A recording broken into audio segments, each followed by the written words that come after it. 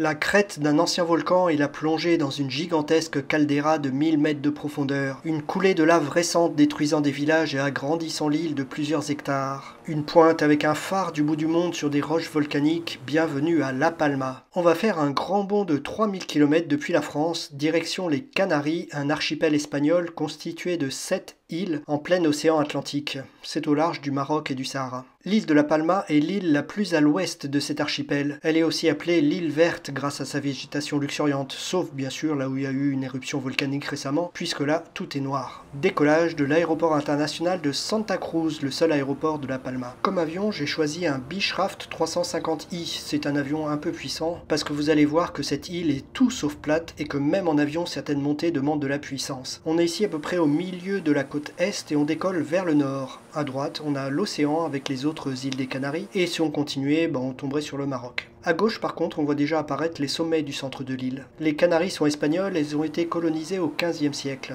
Avant les Espagnols, il y avait déjà des habitants, les Guanches. Ce sont des tribus d'éleveurs et de cultivateurs qui habitaient dans des grottes. Aujourd'hui, certains noms et certaines habitudes culinaires sont encore hérités des Guanches. Mais là-bas à gauche, voici déjà la capitale de La Palma, la ville de Santa Cruz. C'est le seul port marchand de l'île et c'est aussi ici qu'accostent les ferries qui font la liaison entre les îles. Le front de mer à Santa Cruz propose une des plus belles plages de l'île avec un sable très fin et très doux, mais avec une énorme particularité, il est complètement noir. Ce n'est pas de la saleté ou des algues, c'est juste que ce sable est issu de roches volcaniques qui sont elles-mêmes toutes noires. Sous l'avion, on peut voir le petit fort de Santa Catalina, entièrement en pierre volcanique, donc lui aussi il est tout noir. Fini la plage, dès qu'on quitte Santa Cruz vers le nord, on trouve des falaises, et ces falaises font quasiment tout le tour de l'île. Donc méfiez-vous, quand un guide touristique indique un accès à une plage, il faut parfois descendre à pied un escalier sur 100 ou 200 mètres de dénivelé, soit quand même l'équivalent d'un immeuble de 50 étages, entre le parking et la mer. La Palma, c'est une île volcanique créée récemment, enfin quand on dit récemment, c'est 3 millions d'années, mais c'est avant-hier à l'échelle géologique.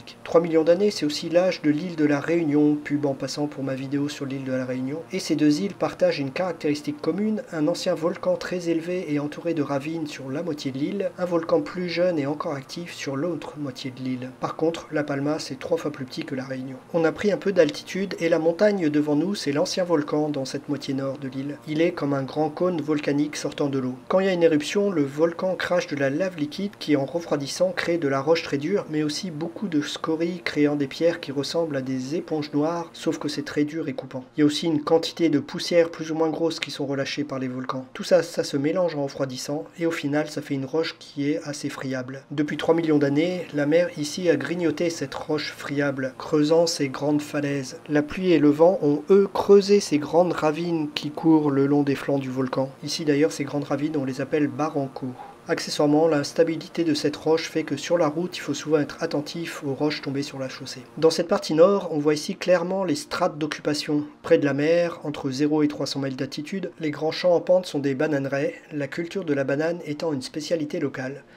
Ensuite, en gros, entre 300 et 800 mètres d'altitude, on a la route principale qui fait le tour de l'île. Tous les villages s'étendent autour de cette route à mi-hauteur. À cette hauteur, il peut aussi y avoir des vignes. Plus haut, on voit une zone de forêt, en général des pins, qui monte à peu près jusqu'à 2000 mètres d'altitude. Et tout en haut, on va trouver quelques prairies d'altitude. Et le plus étonnant, c'est que tous ces paysages aussi différents sont tous très proches les uns des autres et à quelques kilomètres à vol d'oiseau de la mer. On va maintenant quitter la côte et pousser les moteurs à fond pour monter le long du flanc du volcan. Attention, le sol passe de 0 à 2400 mètres d'altitude en à peine 8 km. Les ravines telles que celles qu'on remonte peuvent faire plusieurs centaines de mètres de profondeur. Ça rend la circulation compliquée entre les villages, mais pour les touristes, ces barrancos offrent des points de vue extraordinaires et pour les plus courageux, offrent des randonnées mythiques. Tiens, derrière nous, on voit une méga bassine.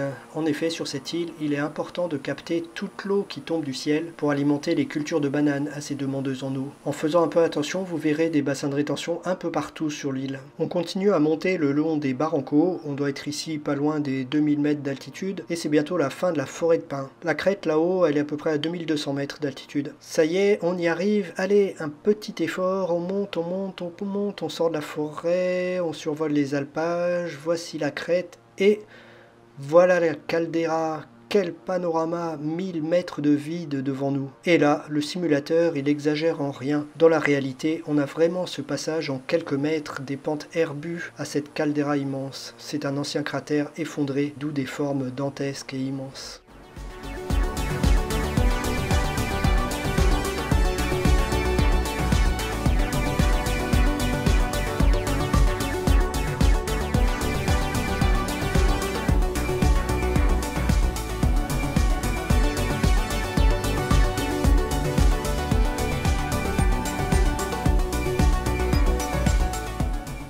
Cette immense caldeira s'appelle la caldeira de Taburiente.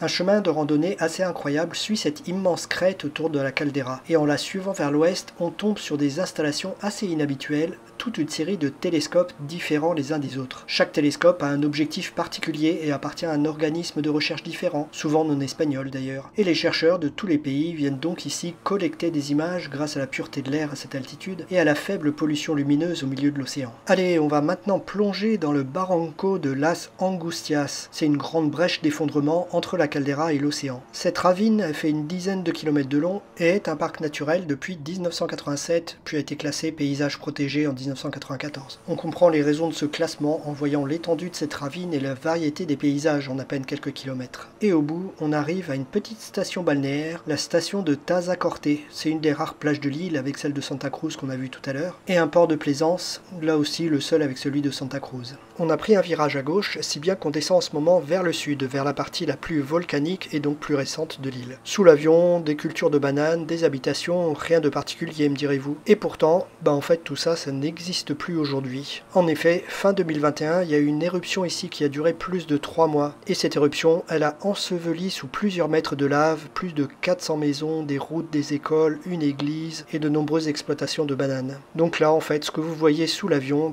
aujourd'hui, c'est brûlé et fossilisé sous 6 mètres de lave. Les images du simulateur, elles, ont été faites avant 2021, donc ces nouvelles coulées ne sont pas représentées. Pour vous donner une idée de ce qu'est une coulée de lave qui engloutit tout, voici quelques images d'actualité tournées par un drone en 2021. Je vous mettrai le lien de toute cette vidéo dans la description. La lave, elle sort sous forme de torrents liquides à plus de 1000 degrés du volcan, mais ces torrents, ils ralentissent vite en refroidissant, et ça forme ce front qu'on voit sur cette vidéo qui avance tout doucement. Mais cette lave, elle est encore à plusieurs centaines de degrés, et du coup, rien ne l'arrête. Par contre, là, sous l'avion, vous pouvez voir une grande coulée noire. Ce sont des coulées d'une éruption de 1949. Aujourd'hui, un petit musée permet de visiter cette coulée avec une grande promenade en surface et même de visiter un tunnel de lave souterrain. Petit passage au-dessus du phare de Las Hoyas, épargné par l'éruption de 2021, mais dans une zone encore interdite car les coulées de lave sont passées à quelques centaines de mètres seulement. On va maintenant revenir un peu vers l'intérieur de l'île et au lieu de suivre la côte vers le sud, on va suivre une ligne de crête vers le sud. Cette ligne de crête, c'est une succession de volcans ayant été en éruption ces derniers siècles. C'est une partie très jeune de l'île, remodelée de multiples fois. Le seul moyen de voir tous ces volcans, à part l'avion grâce à Pascal Airlines bien sûr, c'est une longue randonnée annoncée pour 6 heures en aller simple. Vu la longueur du terrain, ça me semble un peu optimiste 6 heures, mais bon, en tout cas les vues doivent être extraordinaires, puisqu'à chaque cratère on voit des deux côtés de l'île. Cette ligne de crête nous amène en ligne droite vers la pointe sud de l'île. Petit coucou en passant au seul méga complexe hôtelier de l'île, là-bas au loin à droite de l'avion, le long de la côte. Il a été construit sur une ancienne coulée de lave datant du XVIe siècle, en espérant pour les propriétaires qu'il n'y aura pas de nouvelle éruption là à court terme. Mais le fait qu'il y ait un seul complexe comme celui-ci montre pourquoi La Palma est réputée pour son côté plus authentique que les autres îles touristiques qui sont couvertes de ces complexes. Devant nous, on voit le dernier cratère de la chaîne, c'est le volcan de San Antonio, rien à voir avec le personnage des romans écrits par Frédéric Dard. Ce volcan, il est entré en éruption en 1677, il n'y a donc pas si longtemps que ça.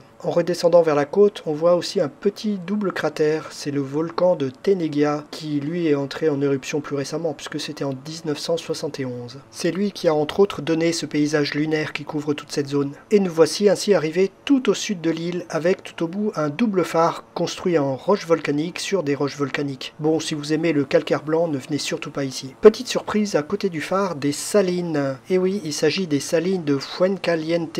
Un petit groupe de passionnés a décidé en 1967 de construire ces salines creusées à même la roche volcanique, en profitant du soleil et du vent présents en abondance ici. Créé en 1967, et le volcan Tenegia juste au-dessus qui est entré en éruption en 1971, vous voyez le souci. Inutile de dire qu'ils ont eu très chaud, si j'ose dire. Une coulée de lave est descendue vers le phare et les salines toutes neuves, et incroyable, elle s'est arrêtée à 200 mètres. Toute cette région est assez lunaire avec peu de végétation et des roches qui créent un paysage de chaos gigantesque qui est assez unique. Allez, on va quitter ce paysage lunaire noir et remonter le long de la côte est. On retrouve les pentes, mais comme de ce côté les volcans sont récents, la mer n'a pas eu le temps de creuser des falaises aussi hautes que sur la côte nord, ni l'érosion de creuser des grandes ravines. Il va maintenant être temps de revenir à l'aéroport de Santa Cruz d'où nous avons décollé tout à l'heure. Attention là aussi à ne pas rater l'atterrissage, parce qu'entre la mer sur 3 côtés et la montagne sur le 4e côté, il n'y a pas beaucoup d'options en cas de souci. J'espère que ce tour de l'île de La Palma aux Canaries vous aura donné envie de découvrir pour pour de vrai ces îles volcaniques perdues dans l'océan Atlantique. Merci encore une fois d'avoir voyagé avec Pascal Airlines, la seule compagnie qui vous fait survoler des volcans en activité sans craindre les cendres volcaniques.